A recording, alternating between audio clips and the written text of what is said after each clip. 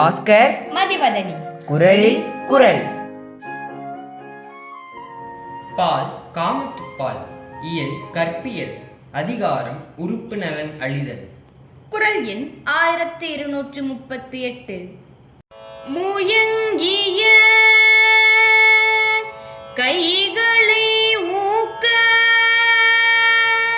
பசந்தது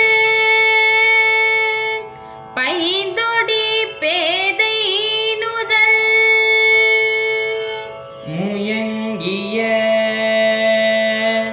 கைகளை ஊக்க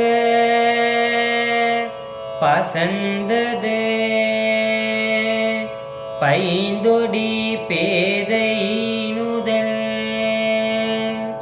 முயங்கிய கைகளை ஊக்க பசந்தது பைந்தொடி பேதை நுதல்.